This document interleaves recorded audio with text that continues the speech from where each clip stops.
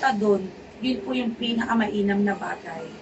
Hindi lang yung future natin dito sa lupa ang ating pinaghahandaan. A wise person, sabi ng Bible, ay prepare niya yung kanyang pangalawang buhay. Amen. Mas masaya doon. Walang sakit, di mo na problemahan ano na naman yung susunod na lulutuin. Ano na naman yung iba-budget mo kinabukasan. Ang sarap nun, Nay. Hindi ka makaramdam ng gutom. Amen. Praise God. Wala ka ng hindi mo na iniisip kung ano yung mga darating na bukas, kundi sa piling ng Panginoon ay isang napakasayang bagay na mangyayari sa buhay. But, while we are still here, anong gagawin natin? We prepare. We prepare. And isa sa pag-prepare natin, yung maglinis tayo ng buhay. Sabi ng pahayag, mapalad ang isang taong naglilinis ng kanyang kasuotan. Okay, anong ibig sabihin yung kasuotan? Ito, kasuotan, pangit po yung naligo ka, tapos ang isusuot mo, yung pinaghubaran mo, mabaho pa rin, di ho ba? Ang isang taong matalino, naligo siya, ang isusuot niya bago. Tama ho ba? So, ang gusto ng Panginoon sa spiritual, ganun din. Na tayo ay nakakilala sa Panginoon, susuotan niya tayo ng bagong kasuotan, bagong pagkatao. Wala na yung dati, tayo ay bago na. Amen? Isip, salita, gawa, laman ng puso natin, buong pagkatao po natin. Gusto ng Panginoon, renewed tayo. Renew, bago, binago, renewed. Yun pong ibig sabihin ng renewed. We are renewed in Christ. So kung gusto ng Panginoon ng bago, napapalitan ng bago yung sa atin, lahat sasakupin niya sa ating buhay, makikialaman niya, hanggang sa kaliit-liitang bahagi ng buhay po natin. Lalo na po yung ating pong pamilya, sa loob ng tahanan po natin. Tulad ng sinabi ko po kanina, kaya tayo umawit ng ganong kanta. Kasi narurumihan yung ating puso. Kaya kailangan nating palinis at mabigyan ng bago. Hallelujah. Mabigyan ng bago. Ano yun? Ang salita po ng Diyos, sabi po ng description ng Bible, yan ay tubig na nagbibigay buhay. Okay? Tubig yan. So, ang isang lalagyan, baso o pitsel na marumi, bago mo malagyan yan ng bago at para karapat dapat siyang inumin, huhugasan mo na yan, di ba? Tatanggalin yung marumi. So, ganun po ang ginagawa ng Diyos sa buhay po natin. Tinatanggal niya lahat ng marumi. Tinatanggal niya lahat ng ayaw niya sa buhay natin na ikarurumi natin para papalitan niya ng bago at magiging kapaki-pakinabang sa kanyang harapan. Amen. Kaya ngayon po nga po ito, pag-aralan po natin. Isang bagay na gusto pong ituro sa atin ng Diyos ay yung pong ating itutuwid tayo doon sa ating pong tamang pagsampalataya o paniniwala sa Panginoon. Opo, tayo ay nananampalataya, but sabi ng Bible, hindi lang po nagtatapos doon. Dahil sabi ng Bible, ang pananampalatayang walang gawa ay patay. So may kalakip na gawa ang ating pananampalataya. Amen?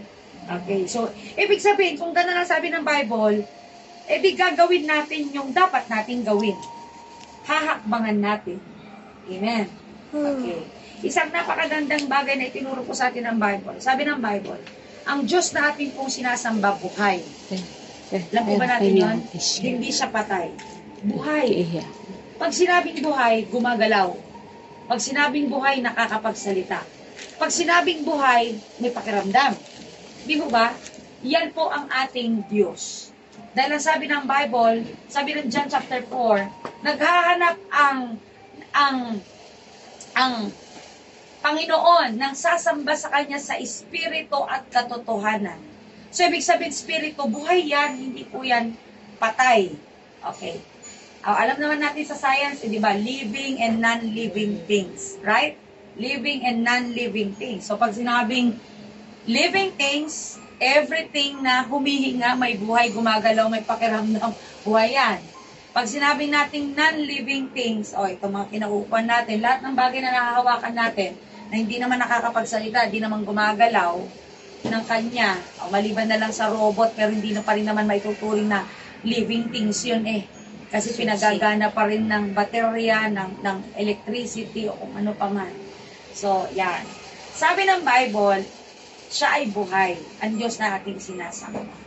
Kaya importanteng maunawaan po natin na yung Diyos pala natin sinasamba ay hindi siya pwedeng gawing o ihalin tulad sa isang bagay na walang buhay. Alam mo ba natin yan? Dahil siya'y buhay. E paano yun? Ang hirap naman magsamba pag hindi mo siya nakikita. Opo, hindi natin siya nakikita ng ating mata. Pero, ito example, di ba pag umaawit tayo, ramdam na ramdam natin yung paghipo ng Panginoon sa puso natin. Aawit tayo kay, buti mo, Panginoon. Mamaya umiiyak na si Tita Tata. Bakit? Eh, nararamdaman niya yung goodness ni Lord eh. Ibig sabihin, buhay. Hindi natin siya nakikita pero nararamdaman. So, ibig sabihin, kung nararamdaman mo siya, buhay siya. Amen po ba? Ayan. Kaya, tinuturuan po tayo ng Panginoon na kung tayo sasamba sa Kanya, buhay. Buhay sa buhay, kumukonekta. Amen po ba? So, bakit ko po ito sinasabi? Nung nakaraan po, siguro po nag-usap na rin po kayo ni Tita Tata, at Ate Sol, na-open po sa amin ni Tita na kayo po may mga idols pa rin dito. Mga idols, yung pong images. Ribulto, in short. Okay. So, meron pong turo ang Bible tungkol po dyan. Actually, nasa 10 utos yan. Pero bakit naging bulag ang maraming Pilipino tungkol dyan? Sino ba ang nagdala, nagdala sa atin yan? Influensya. Di ba ba't mga Espanyol? Espanyol. Ang nagdala ho sa atin yan. Okay. At kung babalikan natin ang history, hindi naman naging maganda yung pagmumodelo sa atin nung mga religious people na nauna sa atin. Mga praile na tinatawag, di ba? Kalaban nga sila ng gobyerno eh. Ayaw nga sa kanila ni Jose Rizal. Kasi mga ano. Pero hindi naman sila yung ating tinitiligsa ngayon. No. It's not like that. But they are the one who have influenced us so much. Inimfluensahan nila ang Pilipinas ng ganung katuruan, which is ang Pilipino napakamasunuri naman. Kahit hindi binabasa ang Bible, walang kaalam-alam, usunod naman. Kita niyo po yun? Kaya pansin po ninyo, Catholic, ako po, galing ako sa Katoliko. Lumaki akong Katoliko. Hindi lang basta Katoliko. Active po akong Katoliko. Nagko-commentator ako sa simbahan. Yung nagbabasa po pag misa, yung ang pagbasa, aklat, ni Juan, gano'n. Ang tugon, yung gawa gano'n. Nagkaganon po ako dati, commentator po ang tawag po yun. Nagko-choir ako sa church. Ibig sabihin, hungry po ako, uhaw ako sa ano ng Panginoon. Kaya lang hindi kumbaga, hindi ko alam kung paano. Yun ang namulat sa akin. Yun ang aking ginagawa. But, as the year passed by, talagang na-encounter ko ang Lord. Nung nagsimula po ako magbasa ng Bible, dun ko naunawaan.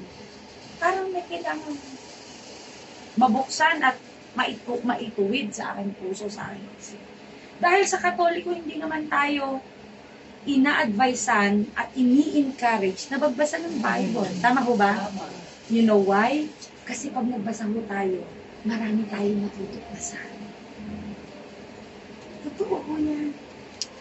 Pag nagbasa tayo, ang Bible ho natin at ang Bible nila, parehas lang ng nilalaman. Maliban lamang po doon sa gitna yung Old and New. Meron silang dinagdag, yun yung apocryphal book. Pero yung Old and New, yan, New Testament. Kung ano yung New Testament nila, yan din yan. Yung Old Testament ng Bible po natin, yun din yung Old nila. Yung pagtuturo tungkol po doon sa graven images, ay nasa Old Testament yan at nasa New Testament yan. Anong sabi ng Exodus chapter 20?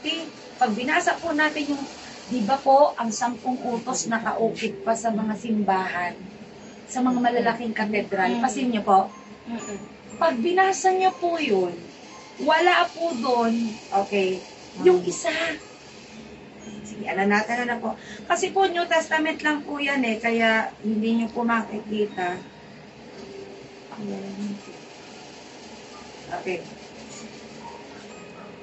Okay. Wala po dyan yung pangatlo.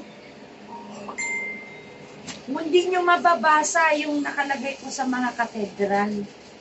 Pero 10 yung nandoon. Paano naging 10? Yung number 10, binoble. Thou shall not covet thy neighbor's wife. Thou shall not covet. Dinalawan nila yung thou shall not covet. Pero yung number 3, pag mapapansin nyo, wala. Why? Kasi ang tao hindi naman nagbabasa ng Bible. So, wala silang pakialam. Does it make sense? Di ba? Malakas ang loob nilang ilagay doon. Bakit?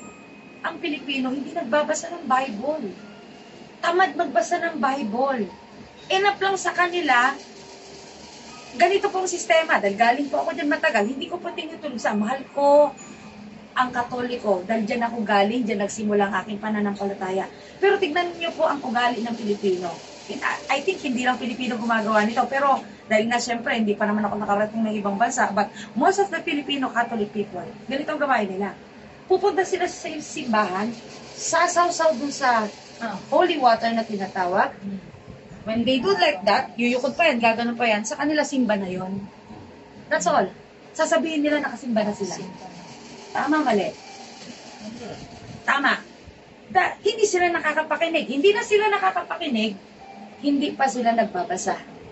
Ano matututunan? Kaya yung kanilang belief, hanggang dun lang. Hanggang dun lang na okay yun na yung kinamulatan, meron nito, meron yan, and that's it. Pero yung katotohanan, hindi talaga nasisik, hindi talaga nabubuksan. Pupunta sa simbahan, hindi nasimulan ang misa, hindi na nga nasimulan, hindi pa tapos lalabas na.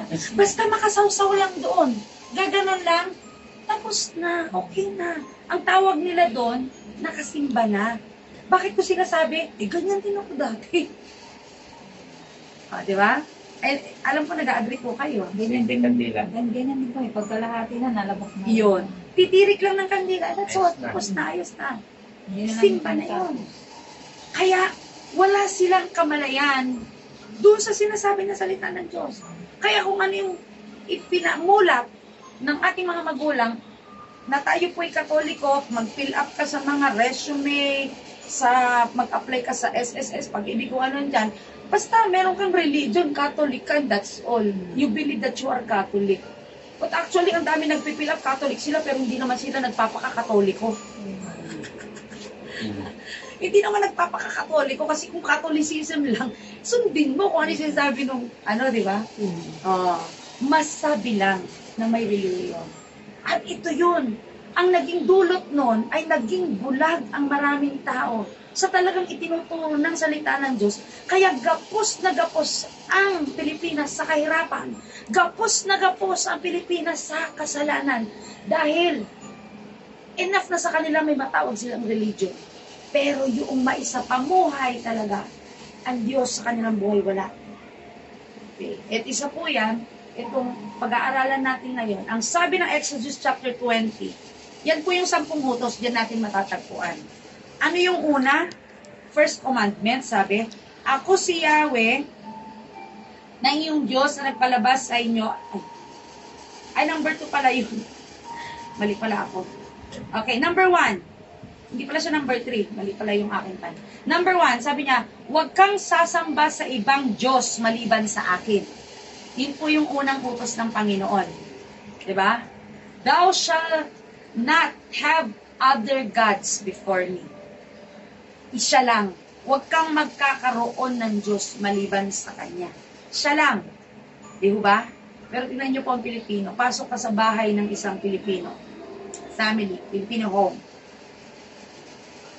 May Maria na, may Santo Niño pa, may Buddha pa, may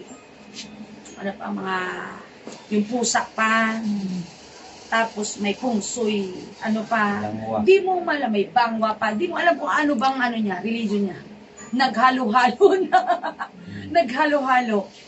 Okay. Kasi wala pong kamalayan. Okay. Sabi ng Panginoon, huwag kang sasamba sa ibang Diyos maliban sa akin. Ito yung pangalawang utos, oh. Kung sinabi ng Diyos yun, ito yung pangalawa na sinabi niya. Huwag kang gagawa ng imahe ng anumang nilalang na nasa langit, nasa lupa, o nasa tubig upang sambahin. Huwag kang gagawa. So, ibig sabihin, sa paggawa pa lang, kasalanan na. Kasi sabi nila, huwag kang gagawa. Hindi man tayo ang gumagawa, pero may gumagawa nun. Binibili lang natin yun, di ba? Binibili ng tao. Eh, di parang gumawa ka na rin, binili mo eh. Di ba? Huwag mo silang yuyukuran ni sasambahin sapagkat akong si Yahweh na iyong Diyos ay mapanibughuing Diyos. Ah, grabe. Mas ano po ito, pag sinabing mapanibughuin, mas matindi kaysa sa galit, yung word na nagagalit. Mapanibugho. Grabe yung galit pag sinabing mapanibugho. Huwag mo silang yuyukuran ni sasambahin. Eh ano bang ginagawa po natin noon? Ako po, Katoliko. Eh di pagka nag-pray ka, pag nag-rosary ka, nakaluhod ka doon sa harap ni Maria. Di ba? Tapos sasabihin, hindi naman namin sinasamba yan. Pero ang totoo, dahil lumuhod ka, sumamba ka na. Ako po ay taga-norte, taga-Tarlac ho ako. May ugali pa yan kami, family tradition. Every summer vacation, pupunta yan ng Tondaligan Beach sa Pangasinan, sa Dagupan. Bago ka pumunta mag-beach, hindi po pwedeng hindi ka dadaan sa Our Lady of Manawag. Anong gagawin doon? Yung panyo, haplos mo doon. Haplos mo, pahid mo sa masakit. Hindi ko makalimutan, dinala ko na lang ako doon. Tapos, pahid daw, ipahid. Tapos, ipahid mo sa masakit, sa may sugat. Sabi ko nun, di naman gumagaling, oh. Sakit pa rin. Okay. So, yun po yung kinalakihan natin. Pero maliwanag na sinabi ng Bible. At alam niyo po ba, na hindi lang yung verse na yan sa Exodus ang nagsasabing ayaw ni Lord dyan. Napakarami pa. When we read the book of Isaiah, when we read the book of Jeremiah, when we read the book of Romans chapter 1, makikita natin dyan yung resulta ng pagsamba sa Diyos-Diyosan. Kung maalala mo, Ate Sol, nung doon tayo sa loob nun nagtatapik, parang napahapyawan natin yan Romans chapter 1. Yung resulta, nandyan yan. Yung resulta ng pagsamba sa Diyos-Diyosan, napakatindi. Tingnan ninyo po, ha? Ay, sige. Busok po nyo yan kung gusto mong basahin. Okay. Sige, buklatin mo muna, Papa, Romans chapter 1. Bubuklatin ko muna yung Isaiah. Isaiah ba yun? Yung ano?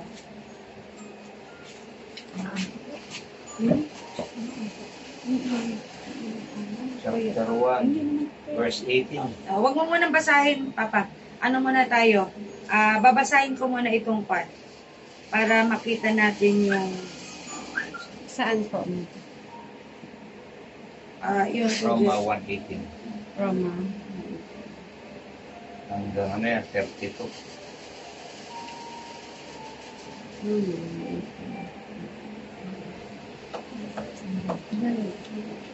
Jeremiah.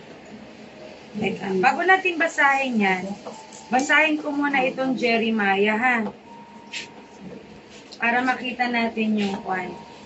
Si ano? Si R? Si Ay, R? nangyari.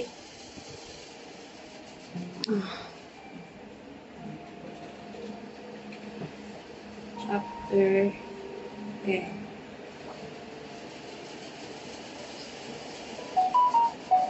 Tama ba ito?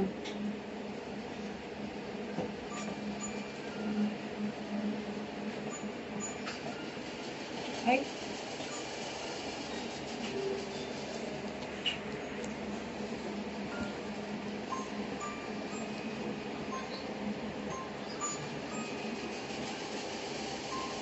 Ayan. Okay.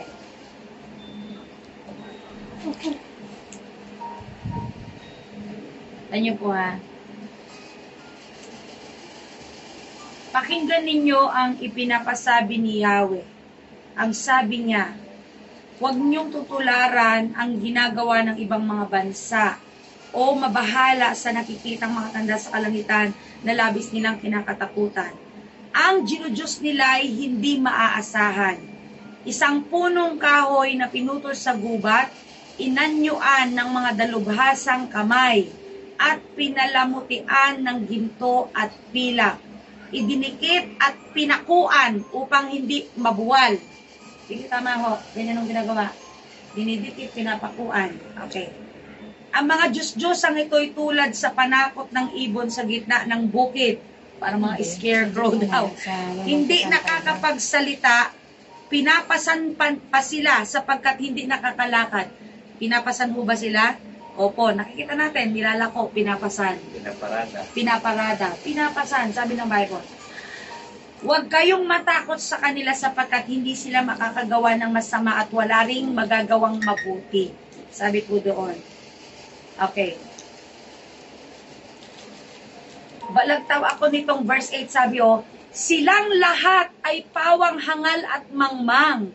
Ano ang maituturo sa kanila ng mga Diyos-Diyosang kahoy?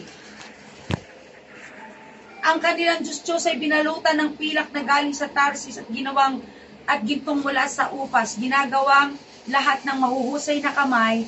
Pagkatapos ay binibihisan ng kulay ube at pula. Binibihisan naman ho. Minsan nga nakakita pa ako ng santo ninyo naka-basketball outfit eh.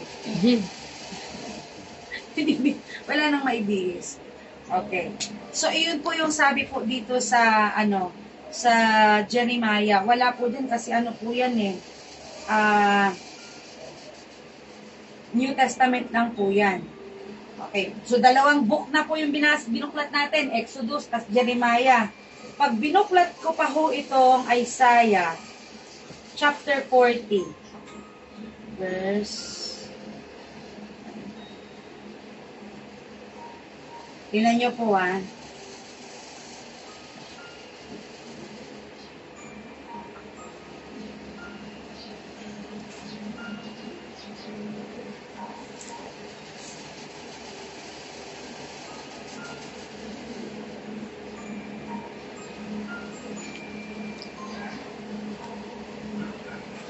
Ayaw ba ito, Papa?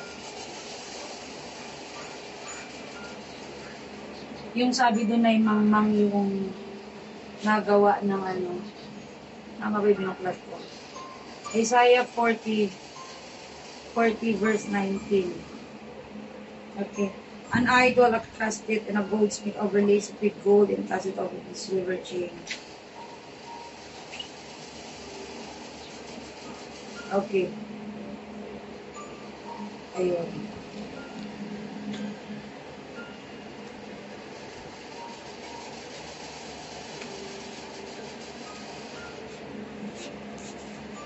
Sa harap ni Yahweh.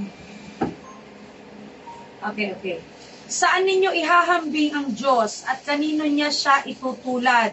Kaya hindi natin pwedeng ihambing eh. Sabi dito siya ba'y maihahambing sa mga imaheng ginawa ng tao na binalutan ng ginto at ipinatong sa pilak? Kaya yun po yung pinupunto ko kanina. Ang Diyos natin buhay. Hindi natin siya pwedeng ihalin tulad sa isang patay na bagay. Kasi buhay siya. Sabi doon, hindi rin siya maitutulad sa ribultong kahoy. Matigas man ang kahoy at hindi nabubulok, naninilok upang hindi tumumba at mabibila lang sa murang halaga. Sabi niya po doon. Meron pa ho ditong versikulo na nagsasabi, sa ngayon papasabi doon, yung kapiraso gagawin mong ribulto, tapos yung kapiraso ipanggagatong, ipanluluto ng pagkain. Isaiah din yun, Kaya sabi ng Bible, hindi talaga tama na tayong mga nilikha ng Diyos ay sumamba sa isang patay na Diyos. Ano yung patay na Diyos? Yung ribulto. Sabi ng Salmo, sabi ng awit, may mata pero hindi nakakakita. May mata nga naman, hindi nakakakita. May tenga pero hindi nakakarinig. May mga paa pero hindi nakakalakad. May mga kamay pero hindi naman. Pag nagkasunog, imbis na siyang magligtas, siya ang unang inililigtas. Di ba't ang trabaho ng Diyos ay magligtas? Pero bakit? Di ba, Leomar? Ang unang isinalba ng multo. Ano nangyari? Di ba? Natakot ako sa multo. Doon na lang doon na lang sa sense na yon, maiisip na natin na hindi talaga tama na Ganun po yung ating pong paniniwala. At alam kong pagdating sa ganitong bagay ay sa totoo lang po, marami na po kami encounter na ganyan. Hindi rin po madali. Bakit? Yung iba natatakot, yung gagawin ko dyan, baka ako'y balikan yan, ako'y ano yan, parusahan yan. Nabasa natin kanina, wala siyang kapangyarihan. Amen. Wala siyang kapangyarihan. Pero, okay, wala lang pala siya kapangyarihan, di okay lang na nandan siya. Sinasangka pa na ng dyablo. Pwedeng tirahan ng masamang espiritu. Sabi ng Bible. Bakit ko po nasabi yan? Yun yung sabi ng Romans, chapter 1. Yun na pa ba? Romans chapter 1. Yan na. Mayroong idinudulot sa buhay ng isang tao yung pagsamba niya sa Diyos-Diyosan. May resulta. May epekto yan. Anong epekto? Romans chapter 1. Verse 18. Sige, ate, pwede mong basahin? Salamin. Mapabasa ba ni nanay? Anong ano? Mga kasalanan ng isang katauhan. Roma 1 verse 18. Hahayag mula sa langit ang puot ng Diyos laban sa lahat ng Simulan mo kalapastangan. ate dito na lang sa kwan. Magandang balita. Verse, simulan nyo po dito sa verse. Sige, simulan mo para buong buo talaga. Ang Verse 18, verse 16 pa? Verse 18. Sige, Verse verse 18. Sige, tama. Nahayag mula sa langit ang puot ng Diyos laban sa lahat ng kalapastanganan at kasamaan ng mga taong dahil sa kanilang kasamaan ay hinahadlangan ang katotohanan. Sapagkat ang maaring malaman tungkol sa Diyos ay maliwanag dahil iyon ay ipinapahayag sa kanila ng Diyos. Mula pa nang likhain ng Diyos ang sanlibutan, ang kanyang likas na hindi nakikita ang kanyang kapangyarihang walang hanggan at ang kanyang pagka-Diyos ay maliwanag na inihahayag ng kanyang mga ginawa. Kaya't wala na silang maidadahilan pa. Kahit na kilala nila ang Diyos, siya'y hindi nila pinararangalang bilang Diyos, ni pinasasalamatan man. Sa halip, naghahaka-haka sila ng mga bagay na walang kabuluhan. Kaya't nagdilim ang hangal nilang pag-iisip. Sila'y nagmamarunong, ngunit lumitaw na sila'y mga hangal. Tinalikuran nila ang kaharian ng Diyos na walang kamatayan, at ang sinamba nila'y mga larawan ng mga taong may kamatayan o ibon ng mga hayop na lumalakad at ang mga hayop na gumagapang. Kapa?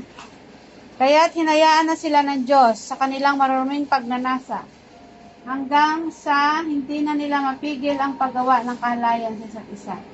Tinalikuran nila ang katotohanan tungkol sa Diyos at pinalitan ng kasinungalingan. Sinamba nila at pinaglingkuran ang mga nilikha. Sa halip na ang lumikha na siyang dapat papurihan magpakailanman. Amen. Yan. Pagdating sa verse 26, yan na po yung resulta. Sige, basahin niyo po. Anong resulta ng pagsamba ng tao sa Diyos-Diyosan? Verse 26. Dahil dito, hinayaan sila ng Diyos sa mahahalalay na pagnanasa. Ayaw nang makipagtalik ng babae sa lalaki ayon sa likas na kaparaanan. At sa halip ay kapwa babae sila. Nakikipag-ugnayan. Ganun din ang mga lalaki. Ayaw na nila makipagtalik sa mga babae ayon sa likas na kaparaanan.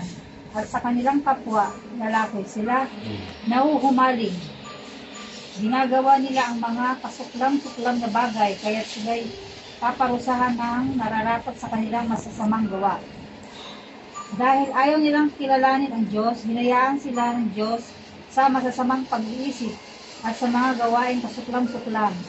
Naging alipin sila ng lahat ng uri ng kasamaan, kabuktutan, kasakiman, maruruming pag-iisip, pagkainggit, pagpaslang, pagtatalo, pangdaraya at masasamang hangarin. Sila'y naging mahilig sa chismis, mapanirang puri, susuklam sa Diyos, walang pakundangang mapagmataas, mayayabang, mapagkatha ng kasamaan, at suwail sa magulang. Sila'y naging mga hangal, mga taksil, mga walang puso, at di marunong lumingap sa kapwa. Nalalaman nila ang utos ng Diyos na karapat-dapat sa parusang kamatayan ang mga gumagawa nito.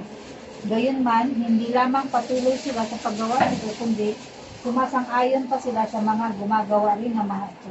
Yun. Kita po natin ang daming resulta. Ang daming resulta. Mahal po natin yung mga kababayan po natin, LGBTQ. Mahal po natin sila. Pero maliwanag na sabi ng Bible, isa sila sa mga resulta. Isa sila. Kung bakit po, kasi in the Bible, ang nilikha lang naman talaga ng Diyos, babae po natin. Pero bakit nagsulputan?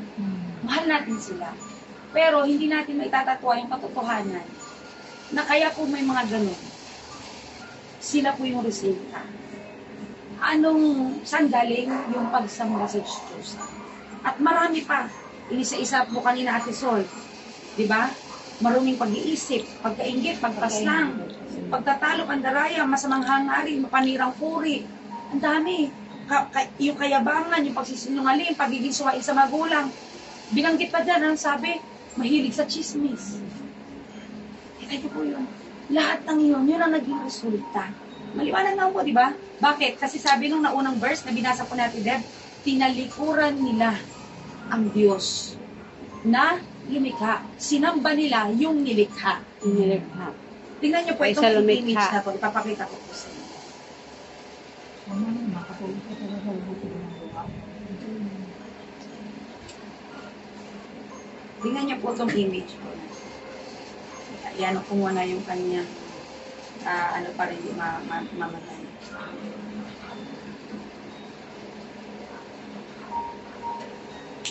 Pamilyar po ba kayo?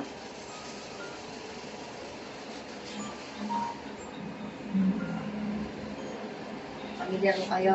Di ba yan po yung mga sinasabit sa dingding, nakapako? Pamilyar po ba kayo? Yung mga nakakwadro? Okay. Ayan, pamilyar po ba kayo? Wala akong mas malaki picture. Ginagaya. Pamilyar. Yung mga ribulto yan eh. Tao rin lang gumagawa, Okay. no? Kaninong mga mukha sila?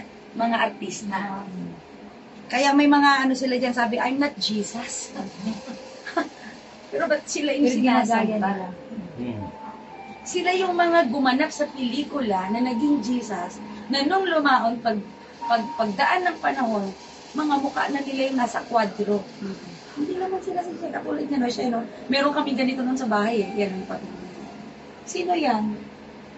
Ito, artista yan, no? Si Jim Caviezel. Ito si Robert Powell naman ito. Yung isa si Jogo Morgado. Oh, di ba? Tapos lalagyan natin sa frame. Ginagawang curvings, yung nilililo. Mukha ng artista. Hindi naman mukha talaga ni Jesus. Hindi po yan ang mukha ni Jesus. Nakita po natin.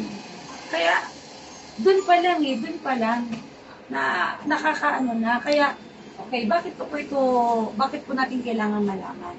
Mawawalan po kasi ng saysay na tayo pinagpapatuloy, pero meron po tayong mga kinikip. Kaya kung parte ng inyong pong pag-surrender ng inyong pong buhay, kung mamarapatin niyo po, na pati yun po ay isurrender natin sa Panginoon. Sapagkat, isa yan sa nagdadala ng curse. Hindi po malas ha. Wala po word na malas sa ating mga Kristiyano. Curse. Pag sinabing curse, sumpa. Dahil yun ang sabi ng Exodus. Balik tayo dun sa Exodus. Yung binasa natin kanina. Wala dyan Ate Sol yung Exodus. Kasi yun. Yung kanina yung 10 utos. Yung binasa natin kanina na wag mong yuyukuran. Okay, wag mo silang yuyukuran, isasambahin sapagkat akong si Yahweh na iyong Diyos ay mapanibuguin Diyos. ito na yon, may karugtong. Hindi po nagtatapos doon. Sabi ang kasalanan ng mga magulang ay sinisingil ko sa kanilang mga anak hanggang sa 3 at 4 na salinlahi. So, ibig sabihin may curse. Kapag ka merong pagsamba sa Diyos-Diyosan, may sumpa. At hindi lang sa isang tao yung sumpa, dumadalo ito hanggang sa 3 at 4 na salinlahi. Ano yung 3 at 4? Okay, bawa si Tita Tata. Ang kanyang 3 lahi ay yung apo nyo, ay anak pala ninyo. Yung anak po ninyo, apo niya yun 3 yun 1, 2, 3. Yung 4, yung apo nyo po, great grandchild naman po ni tita. At kapag hindi pa naputol yung sumpa, pati yung magiging anak at apo rin nila, ay ganun din ang mararanasan. Kita po natin, yung verse po sa Exodus na 10 utos, na utos ng Diyos na wag silang sasambahin, wag kang gagawa, wag silang yuyukuran, ay may karugtong. Ang sabi ng Panginoon, ang kasalanan ng magulang, o sabihin, kasalanan natin, mga magulang, pag hindi natin ito putulin, may sumpa na dadaloy sa pamilya. At pag-uusapan ho natin yung sumpa, aboy, napakalawak ko na usapin. Pagbabasahin natin ang Bible patungkol sa sumpa, Deuteronomy chapter 28. Kung tayo po ay magbabasa ng Bible, may Bible app po para kompleto. Mag-download ho kayo, old and new, yung magandang balita Biblia para mababasa nyo. Pag mababasa nyo po yung tungkol sa sumpa, napakarami. Kaya pala may mga sakit, iba't ibang klaseng sakit, mga malulubhang sakit, ay dahil sa sumpa. Kung bakit may mga anak na si anak, suwail sa magulang yung naging apo, suwail din sa kanyang magulang, salin-salin. Nandun po yun. Pati mga sabi ko, Deuteronomy 28, hindi ko makalimutan pati mga sakit sa balat na hindi pangkaraniwan, sabi doon. Bakit ang negosyo, sabi doon, ay hindi umuunlad, panay simula, hindi nagpa-prosper? Alam niyo po ba sa kasama sa sumpa din yun? Yan. Napakalawak pong usapin kapag sumpa ang pag-uusapan. At ano ang cause? Ano ang sanhi? Pagsamba sa Diyos-Diyosan. Pero sabi din ng Bible, okay, verse 6, karugtong po nung binasa ko kanina, ngunit ipinadarama ko ang aking pag-ibig sa libu-libong salinlahi sa mga umiibig sa akin at tumutupad sa aking kautusan. So yung tutupad naman sa kanyang kautusan, kung papaanong ang sumpa ay dumadaloy sa 3 at 4 na salinlahi, pag naman sumunod, yung blessing naman, tuloy-tuloy din 3 hanggang 4 at tuloy-tuloy pa. Ganun naman kalawak ang pag-ibig ng Diyos. Deuteronomy chapter 28, pagpapala at sumpa. Yan po ang pamagat po nun. So kung i-discuss natin yan, medyo mahaba po, matagal ako matapos pag yan ang di-discuss natin. Pero ito po yung punto. Kung sinurrender po natin ang ating puso, ang ating buhay sa Panginoon, kasama po sa pag-surrender din po natin yan. Dahil wala po itong maidudulot na mabuti sa ating buhay. Amen. Wala. Actually, hindi lamang po yan yung pong mga nagiging Diyos-Diyosan natin. Minsan, nagiging Diyos-Diyosan natin, kumakapit tayo sa mga tradisyon ng ating pamilya. Magbigay po ako ng isa. Nakasanayan natin na, ako hindi ko po ito napapansin, wala po kung hindi ko rin alam. Kung meron man po ay hindi dahil nakita ko ito sa inyong baby or what. Actually, hindi ko pa masyado napapansin si baby Iyas na meron. Pero kung meron siya, ay kailangan niyo pong matutunan at malaman. Nagpasalin-salin sa ating mga magulang kapag may baby sa bahay, pag may ipinanganak na sanggol, dapat yan may pulseras na pula, itim. Tapos may pula pa dito na kinakabit sa damit. Ang kanyang higaan, dapat lalagyan mo ng walis tingting o kaya asin.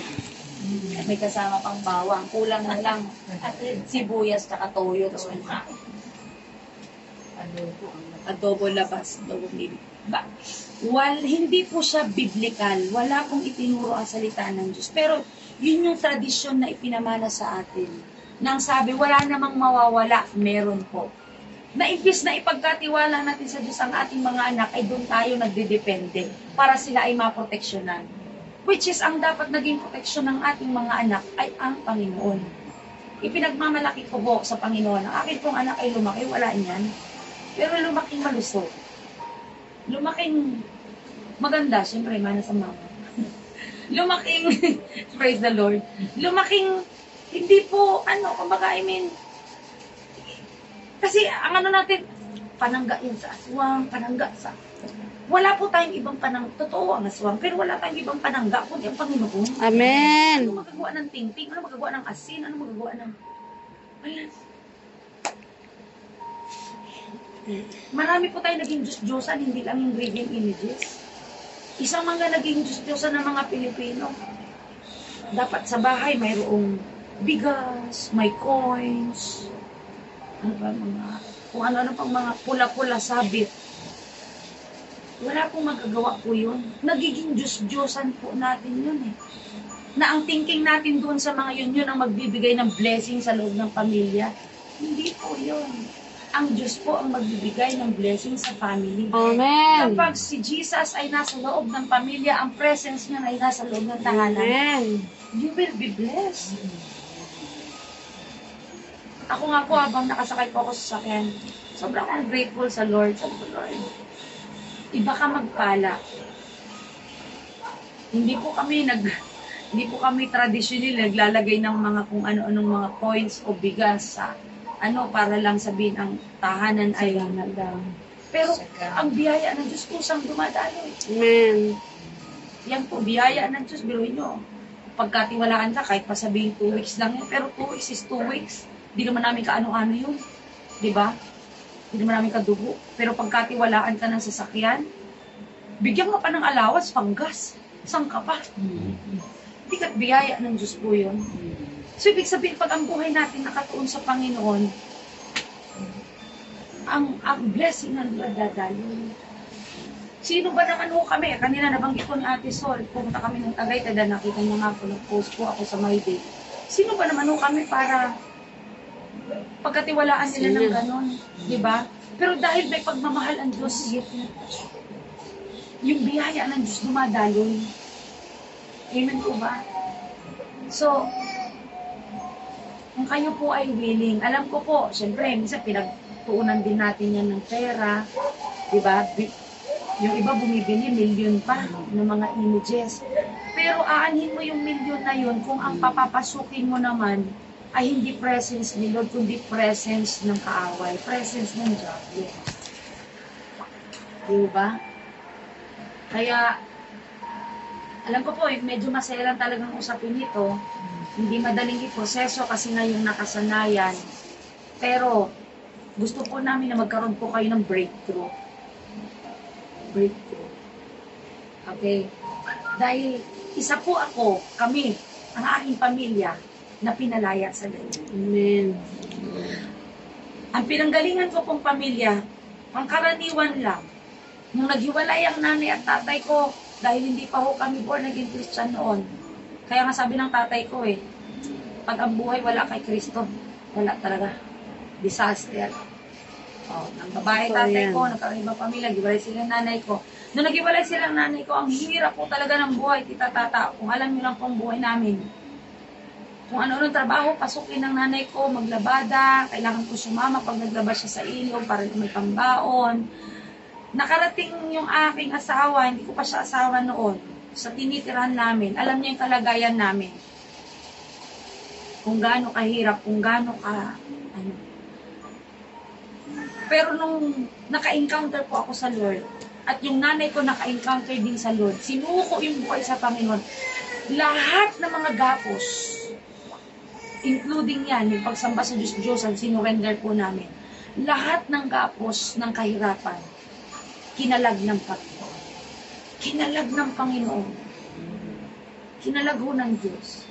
Hindi ho ako nakatapos, hindi po ako professional na teacher o kung ano man. Sa Bible school lang ho ako nagtapos. Ang pastor wala hong sweldo. Ang sabi ko nun sa Panginoon, Panginoon, panganay ho ako, paano na ho kami magkakapatid? Kailangan ko ho silang paaralin. Pero dahil ikaw ay Diyos ko, ikaw ang magpapaaral sa mga kapatid ko. Wala akong pera sa Diyos. Nakatapos po yung mga kapatid ko ng bachelor. may mga trabaho ho ngayon. Yung pangalawa kong kapatid, siya po yung galing ng Qatar, na ngayon ay nasa Canada, kasama at asawa at anak.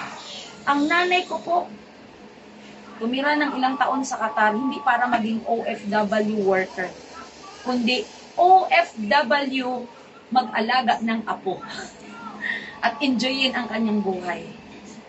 Yung dating walang bahay, yan, nasaksihan po ng aking asawa. Nung nasa Tarlac po yung nanay ko. Nung nasa Tarlac pa ang nanay ko, kasi ngayon nasa Lipa na. Hindi maganda o gaga kung anong bahay ang lilinisan. Alin ang uunahing linisan. Kaya sabi namin sa kanya, umalis ka dyan sa Tarlac, dahil wala ka nang ginawa kundi maglinis ng mga bahay mo. Okay. Kaya dito po namin siya binilhan ng bahay. May sarili siyang bahay dyan, hindi po siya nakatira sa amin. Siya lang doon. Nakalaki ng bahay niya. Wala ko kaming bahay naman. Wala kaming... ang hirap talaga. Grabe. Kung doon talaga maiiyak ka sa, alam mo yun, parang, Lord, ayoko na po. Para bang... Kaya nga nung dinala ko siya doon sa bahay namin, sabi ko, dito masusubukan to kung ako'y tanggap niya ba o hindi. Kasi kita niya yung buhay namin eh. Pero lahat ng yun kinalagho ng Panginoon. Amen. Dahil lang po sa Panginoon, wala ko kami may pagmalaki. Ang mga kapatid ko nakapagtapos ng hindi ko pinaaral. Ang biyaya ng Diyos sa pamamagitan ng panalangin, sa pamamagitan ng pagtodo ng paglilingkod sa Kanya, ang Diyos nagdala ng mga taong tutulong sa Kanya para makapag-aral siya. Mga taong hindi mo pa kadugo. Biruin mo yun na hindi namin kadugo. Pero tumutulong sa pag-aaral. Kaya nakatapos. Kaya sabi ko, Lord, salamat po. Isa po yun sa testimony po namin as family. Yung gapos ng kahirapan, isa po yan sa kinalag ng Diyos. Kasi ang pinaglilingkuran natin, Diyos na buhay, hindi patay. Ang kamay niya gumagalaw, nagbibigay. Amen. Hindi yung ikaw ang magliligtas sa Kanya, ikaw ang ililigtas niya mula sa kahirapan. Ikaw ang ililigtas niya mula dun sa kasalanan. Ikaw ang ililigtas niya laban sa mga kasalimutan ng buhay. At salamat sa Panginoon, isa po yan, mga bersikulong yan, yung ginamit ng Panginoon para mabuksan ang aking puso at isipan. Ang nanay ko noon ay ayaw din, sabi sa akin natin, huwag mong pakikialaman yan, huwag mong tatapon yan. Pinanganak na akong Katoliko, dito na ako mamamatay, sabi niya sa akin yun. Okay, hindi ko pinakailaman. Binalang ko siya, nirespeto ko siya. Pero isang araw, nakita niya sa aming magkapatid, parang may iba. Nag-iiba yung takbo ng aming ano. Siyempre, pag nasa Panginoon ka, di ba tita Tata, niwala ka ba bumabait ang tao? Salamat, Lord. Dahil sa Panginoon. So, nakita niya may nag-iba. Until one time, sabi niya sa akin, sama nga ako dyan sa sinisimbahan mo. Sumaya yung puso namin magkapatid. Lalo namin sinipagan maghugas ng pinggan, magbunot, kasi di bunot pa yung side namin yun eh. Malitang yung bahay namin, pero kailangan bunutin mo. Sinipagan natin, sumimba siya. At unti-unti niyang narinig ang katotohanan. Nung narinig niya, siya na mismo nagpok-pok-pok ng mga, ikaw pala nagpapahirap sa amin. Ikaw pala yung nagbibigay ng kahirapan. Ikaw pala yung nagbibigay ng sumpat sa pamilya. Simula po nun, yun yung breakthrough niya. Sabi ko nga lagi niya ako binibiro, lagi niya ako inaasal. Ikaw muna nagpa-passport, pero ako yung muna nakasakay ng aeroplano. Ginagano niya. Pero masaya ako para sa kanya. Bakit? Kasi, grabe yung kahirap ng nanay ko nun sa amin. Pero yun lang pala yung susi. Maglingkod ka sa Diyos na buhay at hindi patay. Yun po yung totoo. At yun po yung mga pusang ganon, nag-aaya daw ng swerte. Hindi po swerte ang inaaya niyan. Nag-aaya po siya ng bad spirit. Dahil hindi po yan utos ng Panginoon magkaroon tayo. Nagdamalo na sa bahay ang typical na Pilipino. Katoliko siya. Pero may mga idols ng Buddhism. Hinduism pa. Magkakalo-halo na. Hindi ko na alam kung ano eh. Kaya iba't ibang espiritu nasa loob ng bahay. Sige, dagdagan po ni Pastor kung meron siyang maidadagdag. Ano po? Isang Diyos lang. Huwag kayong magkakaroon ng ibang Diyos maliban sa akin. Di ba yun po yung unang ito? Amen. Dagdagan ni Pastor.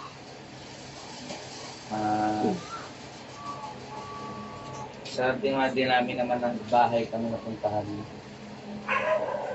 Yung mga ganyan po, hindi namin yung inaalis hanggat walang pulot ng may-ari mismo. At unang-una, pag nakaka-encounter kami ng ganyan, yung naunawaan nila ang salita ng Diyos. Pero may takot sila na galawin yan. Pero ang katotohanan, walang magagawa yan sa atin. Isang buwan na yung nakakalipas, yung isa namin kapatiran natin sa Inusluban. Nadidiscern sakit. Lagi namin pinagpipray ulit-ulit na lang sakit niya. Tapos, umiikot-ikot ako sa bahay, meron ako nakita doon, peacock, maraming mga mata-mata. Diniretsa ko na, kasi matagal na rin kami doon sa bahay, diniretsa ko na. Sabi ko, Brother Arnel, yung pong peacock na yan, ay hindi po parang ninararamdaman akong something na hindi nakakalugod. No? So, willing naman sila na i-surrender, kinuha namin yun. Maya-maya, yung asawa ni Brother Arnel, meron na mga nakalagay sa wallet na ano. Santo Niño mobile. Oo, maliit, ganyan. Santo Niño nakasal. Tapos marami siyang, may papel pa siya, na may mga Latin-Latin. Sabi, ay kaya pala, yan yung ulit-ulit na kahit anong prayer natin sa inyo, pabalik-balik lang. Pamalik-balik. Gagaling kayo, mamaya, balik na naman. Sabi niya, alam, ang akala ko, tinapon ko na yan. Yung pala, nandiyan pa pala yan, nakatabi. So, sige po. Kunin namin yan, at kami na bahala dyan, ipagpipray namin yan. Ipagpipray namin yung healing nyo. Nilagay namin po sa sako.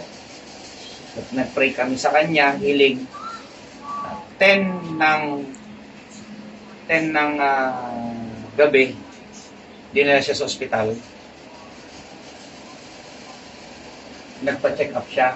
May oras na check up. At doon na pinakita na ng Panginoon na kailangan may maano sa kanyang bato. Kailangan i-dialysis siya. No? At nung siya ay nahihirapan na sa kanyang pangangatawan, nawalan siya ng malay. Pero yung diwa niya, gising na gising, at nakikita niya daw kami nasa paligid niya, pati yung mga member, na pinagpipray daw siya. Tapos sabi niya, Lord, di ko na po kaya, parang mamamatay na ako. Ganun yung testimony niya. Maya nakita siya malaking kamay. Tinapik yung kanyang paa. Gumising ka. Hindi pa yan yung oras mo. Nagising siya at umiyak na umiyak. Noong time na pala na yun, nag-aagaw buhay na siya. At dumaan ang proseso, 1 week, 2 weeks sa ospital. Sa biyaya ng Panginoon ngayon po, napakalakas. Dinadialysis sa biyaya ng Lord. Pero malakas lang. Malakas na. Kaya, Sama na sa train. at nung gabi na yun, dala-dala ko yung mga, ano na yan, sinuko nila. Sa church po, sa church namin yan sinira, sa church namin yan sinunog. Sinakay ko yun dun sa sasakyan namin, yung isa ko, yung Ford Everest. Nung pauwi na ako, nagpatugtog ako ng rebuking song, yung In Jesus' Name. Ang lakas nung pinagdagundong ko yung sasakyan. Nung malapit na ako sa bahay, biglang nagliwanag yung Everest. Sabi ko, paano lumiwanag ng ganun? Baka may naiwan na cellphone yung kasama ko. Nisilip ko, walang cellphone. Pero ang liwanag. Ako'y manghang-mangha, bakit may gantong liwanag dito? Kasi po, doon sinakay sa sasakyan Na anumang espiritu na taglay-taglay ng anumang gawa ng dyablo sa kapangyarihan ng ang liwanag talaga ng sasakyan. Nung pag-uwi ko, ang ingay-ingay ko sa kanya, sabi ni Risa, ka-anghel ni Lord yun, na nag-ingat, nagbantay sa'yo hanggang pag-uwi. Kaya, minsan po, at hindi na minsan, madalas, yung mga bagay na ganyan ay hindi magkukos ng maganda, kundi magkukos sa atin ng sakit, magkukos sa atin ng kahirapan, magkukos ng iba't ibang klaseng sumpa na nakasulat sa Exodus chapter 28. Deuteronomy chapter 28. Na walang ibang puputol sa sumpa na yan, kundi si Panginoong Hesus lamang. Yes. Panginoong Hesus lamang. At walang sa mga ganyang bagay po, wala tayong kinokondem dyan kung bakit kayo nagkaroon ng ganyan. Bakit po? Kasi hindi natin alam kung bakit tayo nagkaroon ng ganyan, natin alam. So, salamat sa Panginoon may Biblia. Wala naman pong iba magtuturo sa atin ang Biblia at saka yung Holy Spirit. Mararamdaman mo sa sarili mo, bakit nga ba ako may ganito? Ano nga ba ang purpose niyan? Bakit meron akong ganyan? Kaya, sabi ko nga po, hindi kami kagaya ng mga, kasi iba, very bold. Kami po, ang una namin pinupuntirya puso ng tao. Hindi kung anong meron sa bahay. Kasi kapag ang puso ng tao ay ilapit po na sa Panginoon, madali na lang yung mga bagay sa paligid. Na hindi kami basta yung, ay, huwag kayong ganyan. Hindi po ganun ang tamang proseso. Kaya, nakailang Miyerkules na rin po tayo dito.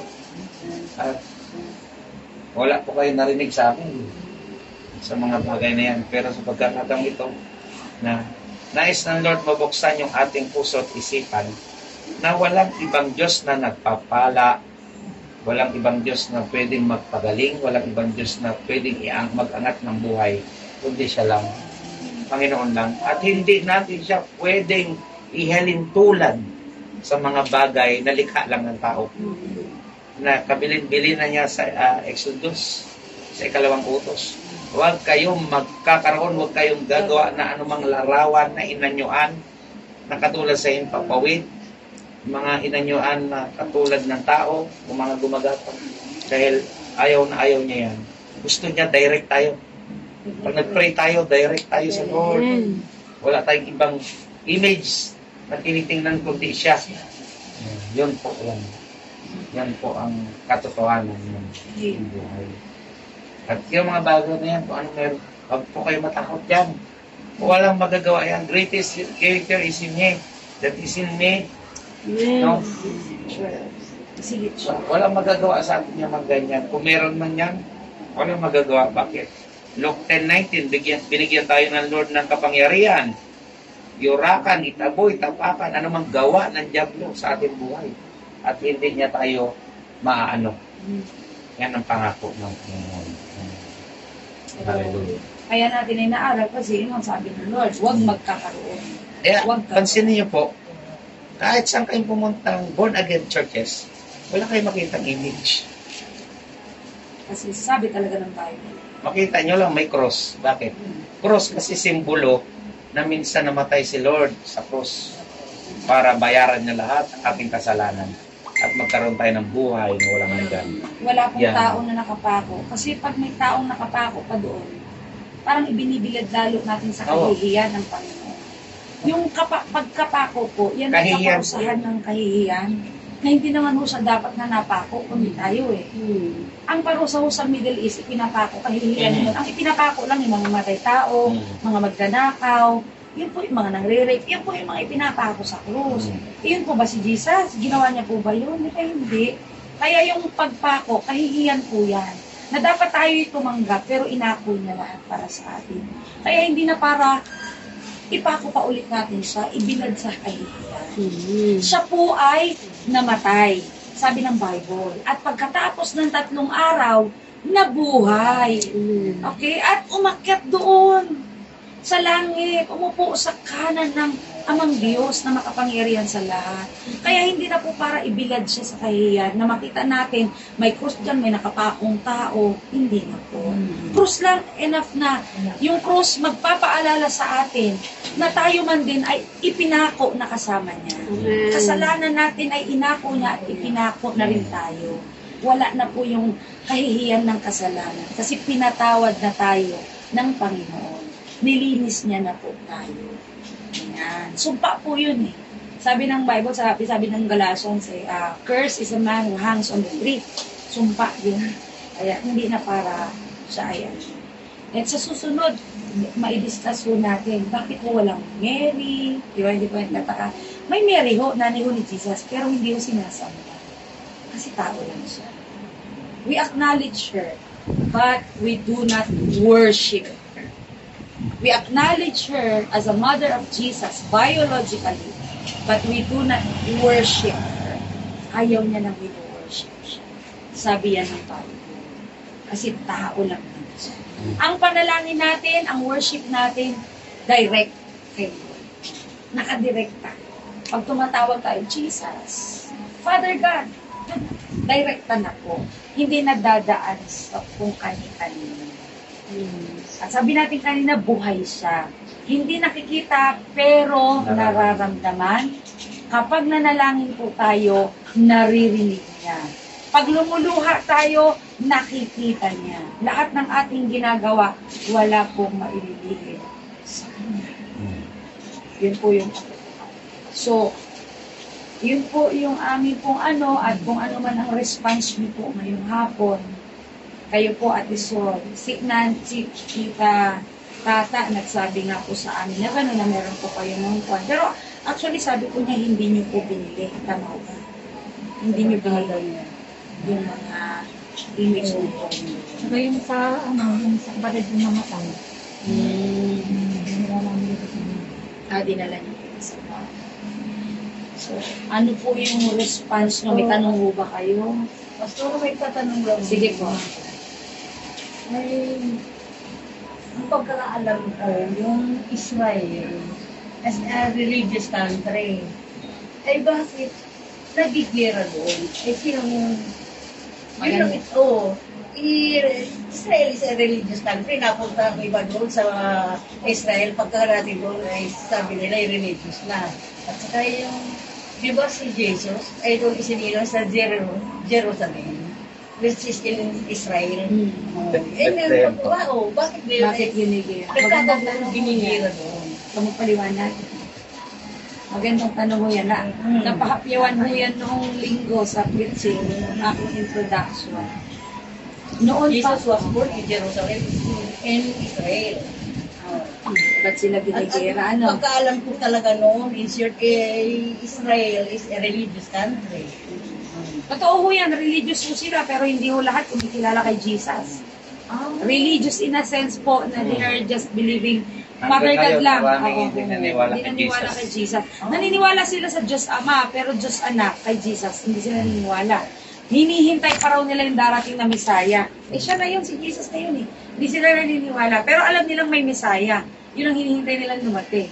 Pero marami na rin pong mga Hudyo ang na-convert, kumbaga kumilala na sa Panginoong Jesus. Doon po, okay, sa Israel. Okay.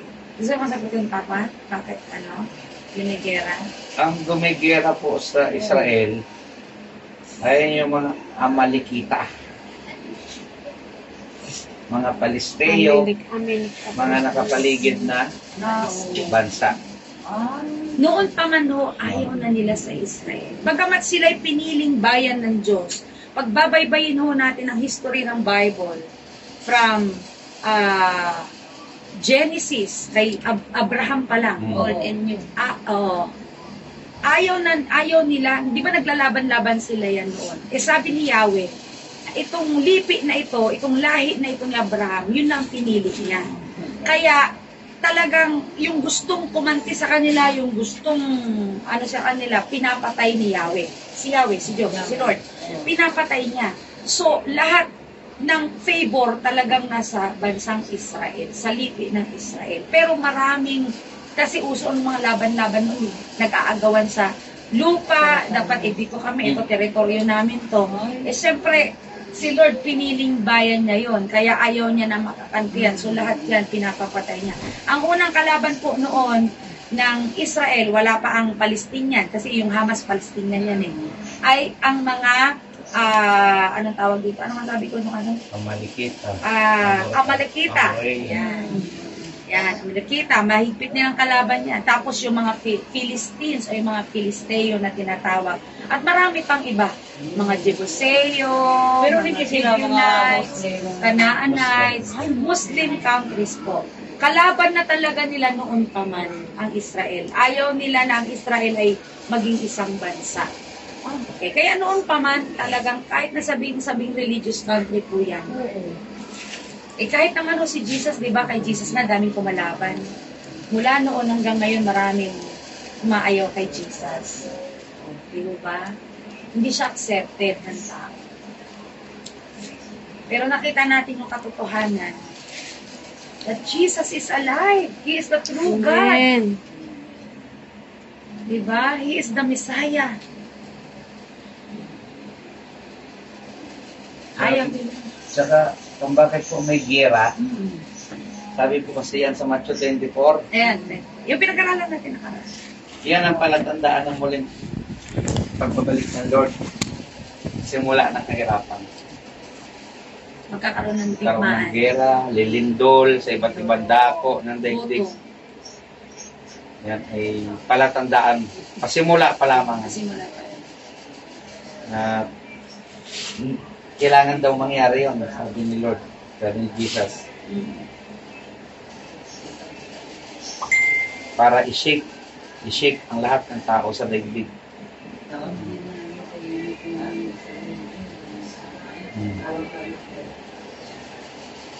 Ate Sol, baka may gusto ka pong itanong regarding po doon sa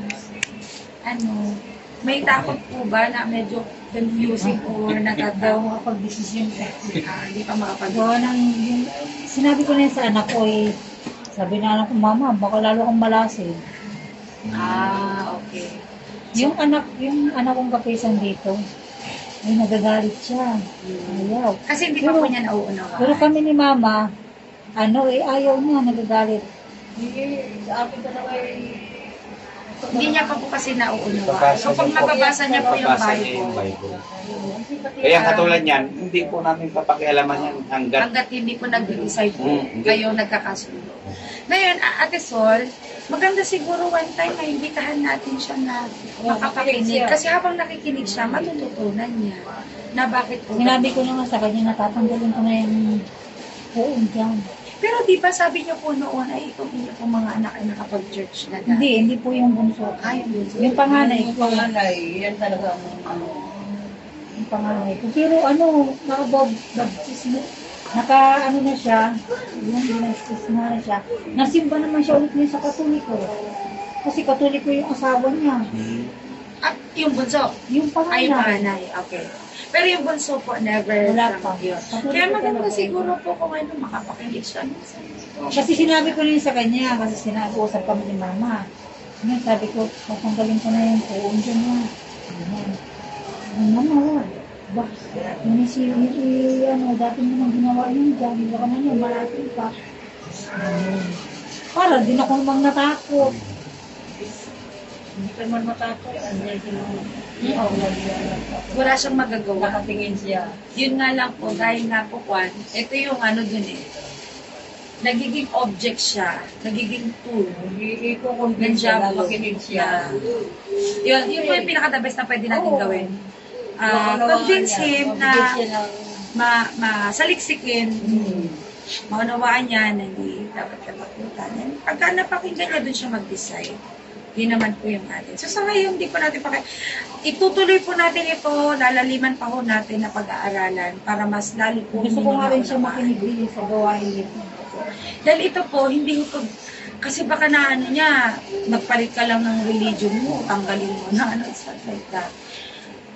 Sabi ng Lord, sambahin siya sa espiritu at katotohanan. Yung word na katotohanan, so ibig sabihin yung ginagawa natin based on the truth. Ano ang truth?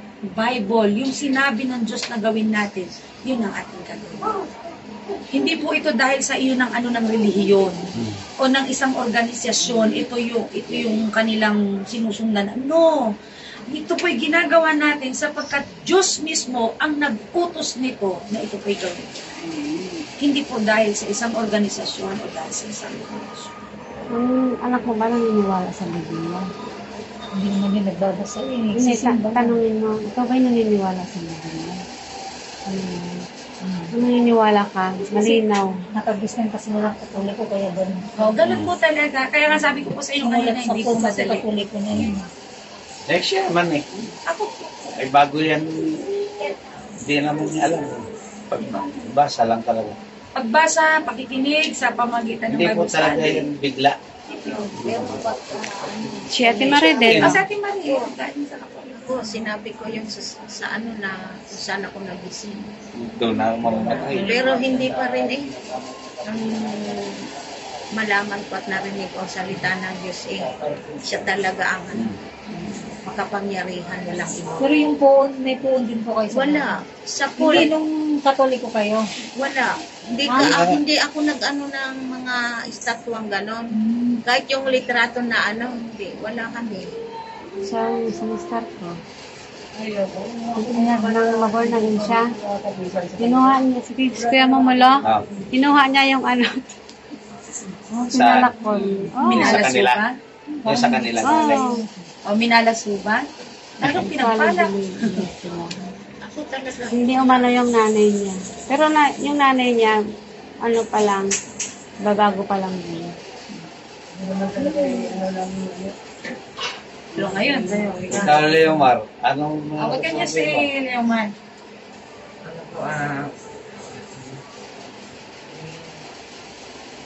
Simula po pala noon hanggang ngayon, kahit kung panahon pa po pala sa Bible ay may sumasamba na sa mga imam o sa mga larawan. Malala pa nga yung ginagawa ni Manasseh eh. Sumasamba pa sa awal. Nagandog pa ng anak niya.